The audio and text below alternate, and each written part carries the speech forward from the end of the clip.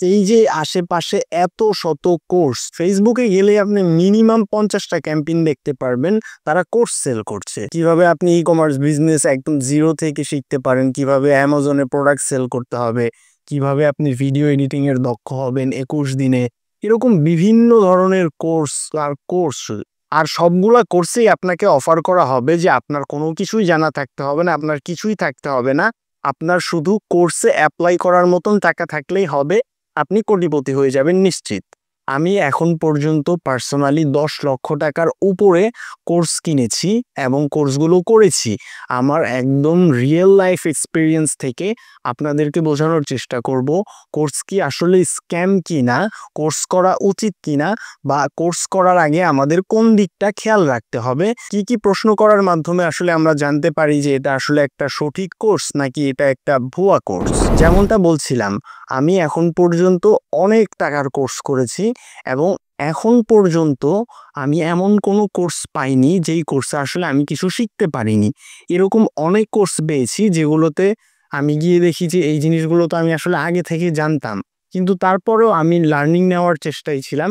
এই জন্য আমি আসলে কোর্স শেষে কিছু না কিছু আসলে শিখতে পেরেছি। কোর্সের ব্যাপারে আমাকে যদি বলেন, আমি আসলে কোর্স অনেক পছন্দ করি, কোর্স থেকেই আসলে আমি অনেক কিছু শিখতে পেরেছি। এখন কোর্স যে আসলে একটা স্ক্যাম কিনা এই বিষয়টা ডিফাইন করার জন্য আপনাকে বুঝতে হবে কোর্স বিষয়টা কি আর তাবিজ বিষয়টা কি। আমরা আশেপাশে আমাদের যত ক্যাম্পেইন দেখতে পারি, যত অ্যাড দেখতে পারি কোর্স নিয়ে, এইখানে আমাদেরকে এমনটা ফিল করাই যে আসলে আপনার কোনো কিছুই জানা থাকতে হবে না, আপনার কোনো নলেজেরই দরকার নাই, আপনার শুধু কোর্সে অ্যাপ্লাই করার মতন যদি টাকা থাকে তাহলেই হবে।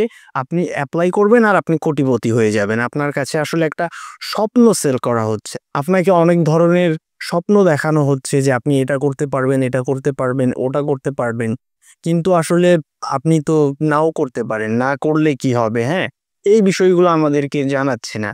এখন কোর্স স্ক্যাম কিনা এই বিষয়টা যদি আমি একদম খুবই ইজিলি বলে দিই আপনাকে, কোর্স আসলে এক পর্যায়ে স্ক্যামের মধ্যেই পড়ে। আমি ই কমার্স বিজনেস শিখতে গিয়েছি একটা কোর্সের মধ্যে, ওইখানে গিয়ে দেখি যে হচ্ছে যে 25,000 টাকা অ্যাপ্লাই করার জন্য নিয়েছিল।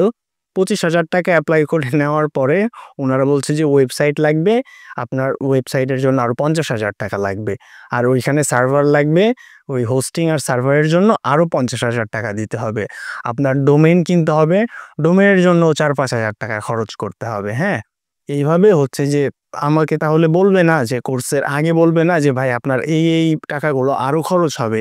এরকম প্রচুর মানুষ আছে ওই কোর্সে জয়েন করেছিল আমাদের সাথে, যারা ঋণ করে পর্যন্ত টাকা নিয়ে এনে ভর্তি হয়েছে।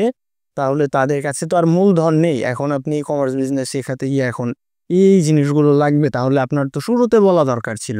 এই জিনিসগুলো তারা শুরুতে বলে নাই। আবার একটা কোর্স করলাম, আমি কারোর নাম উল্লেখ করছি না, ওইটা হচ্ছে যে অ্যামাজনে কিভাবে আপনি বাংলাদেশে বসে থেকে অ্যামাজনে কিভাবে আমেরিকায় প্রোডাক্ট সেল করবেন, ইউকেতে প্রোডাক্ট সেল করবেন, কানাডায় প্রোডাক্ট সেল করবেন, এগুলো দেখাচ্ছে। তো খুব সুন্দর, আমি তো জয়েন করেছি। এখন ওনারা বলছে যে একটা পর্যায়ে এসে ওইখানে যদি আপনি অ্যামাজনে সেল করতে চান তাহলে মাস্ট আপনার ক্রেডিট কার্ড থাকতে হবে। এখন তাহলে এইটা আগে বলা দরকার ছিল না? ক্রেডিট কার্ড তো আমার কাছে ছিল, আমি বিষয়টা হয়তো ওইভাবে নিচ্ছি না, কিন্তু যার কাছে ক্রেডিট কার্ড নেই তাহলে তার কাছে তো এখন ও যা কিছু শিখলো এই বিষয়ে, কিভাবে প্রোডাক্ট রিসার্চ করতে হয়, কিভাবে ভালো উইনিং প্রোডাক্ট খুঁজে বের করতে হয়, এগুলোর তো কোনো মানে থাকলো না। উনি তো অ্যাকাউন্টই খুলতে পারবে না ক্রেডিট কার্ড ছাড়া। তাহলে এই এত বেশি গুরুত্বপূর্ণ কথাটা আপনার তো প্রথমে বলা দরকার ছিল, তাই না? তারা হচ্ছে যে প্রথমে প্রথমে বলবে না, কোর্সের মাঝখানে গিয়ে আপনাকে হুটহাট এমন একটা জিনিস বলে দিবে যেটা হয়তো আপনার কাছে নাই বা আপনি ওটা করতে পারবেন না। ক্রেডিট কার্ড করতে গেলে এখন হয়তো ফিক্সড ডিপোজিট সর্বনিম্ন আপনাকে 5 লাখ টাকা রাখতে হবে। তো 5 লাখ টাকা এখন ওই বেচারা কোথায় পাবে? উনার জন্য তো আসলে স্ক্যামই করা হয়েছে, তাই না? আমার কাছে যেটা স্ক্যাম না, একজন আরেকজন অন্য মানুষের কাছে সেটা আবার স্ক্যাম। এই হিসাবে ধরতে গেলে কোর্স আসলে স্ক্যামের মধ্যে পড়ে। তারা যে কিভাবে প্রোডাক্ট সেল করবেন, আমি গিয়েছি কোর্স করেছি, আমি অনেক কোর্স করেছি। তো এখন ওইখানে হচ্ছে ট্রেড লাইসেন্স লাগবে, আমার তো ট্রেড লাইসেন্স আছে। এখন একজন মানুষও ও তো ভেবেছে যে অনলাইনে জাস্ট কিছু কিছু খুব কাজ করলেই সম্ভবত হচ্ছে যে আমি দ্বারা যে অনেক ভালো সেলার হয়ে যেতে পারবো, ও ভিডিওতে অ্যাডে তো এরকমটাই দেখেছে। তাই না? আপনাকে সবকিছু শিখিয়ে দিবে। এখন আপনি বলছেন যে আবার আপনার ট্রেড লাইসেন্স লাগবে, বিন লাগবে, টিন লাগবে। এই জিনিসগুলো ছাড়া আপনি অ্যাকাউন্টই করতে পারবেন না। তাহলে এখানে তো ব্যাপারটা অন্যরকম হয়ে গেল না? আপনি যেটা প্রমিস করছেন সেটা তো দিচ্ছেনই না, বরঞ্চ আরো যেগুলো অনেক বেশি গুরুত্বপূর্ণ জিনিস ওগুলো আপনি আগে থেকে বলেনই নাই। এই জিনিসটা অবশ্যই স্ক্যামের মধ্যে পড়ে। কোর্সের মধ্যে আপনি অবশ্যই গেলে বুঝতে পারবেন, অনেক কিছু আপনাকে শেখাবেও।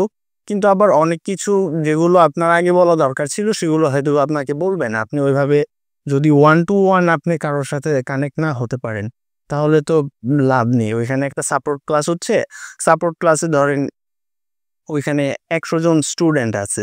১০০ জন স্টুডেন্টকে একজন মানুষ কিভাবে কভারেজ করবে? উনি নিজের মতন বলছে সাপোর্ট ক্লাসে আপনি হচ্ছে যে বারে কমেন্ট করছেন। আপনাকে সময় দেওয়া হচ্ছে ২ ঘন্টা পরে একবার আপনি সময় পেয়েছেন ৫ মিনিটের জন্য।